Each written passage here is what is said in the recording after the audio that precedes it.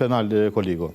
Nëse ne shkelim mbi aktgjykimin e një gjykate, qoftë gjykatës supreme. Çfarë pritet ndodh në këtë rast, po them? Ne kemi jo vetëm shkelje nga ana e tyre normave kushtetuese, ne kemi shkelje të vazhdueshme edhe të aktgjykimit gjykatës supreme, do të më kuptu. Kanë ushtruar mandatin e deputetit dhe mandatin e ministrit. Njëkohësisht, që edhe kjo përbën shkelje ligjore, shkelje të një aktgjykimi gjykatës supreme. Këtë këto shkelje japin një mesazh shumë të rrezikshëm. Se për shkak se këta duhet të jenë shembull në shoqëri.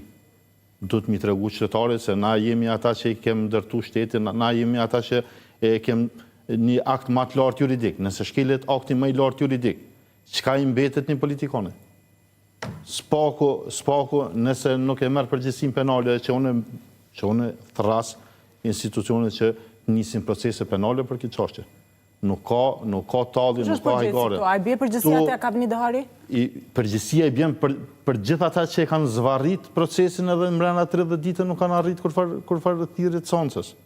Por në këtë rast? Dëgjoj kryeministin detyrë, dëgjoj ish kryetarin në Kuvendit. Bëjnë konstatime dhe vazhdojnë me ritëm të njëjtë.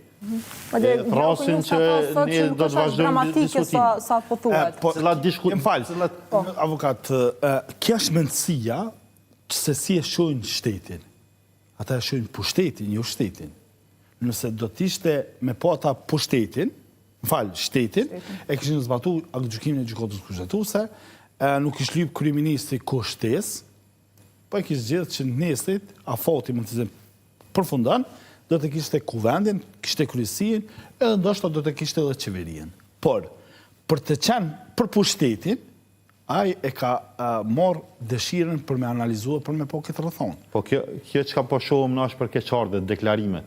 Një qytetar i thjesht, jo njëri që bart pozita institucionale me vite, e lloj pozite.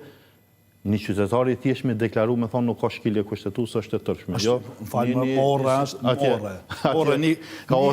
Një ministër në një zëvendës kryeministër. Pozitën e kryetarit të Kuvendit ose ka qenë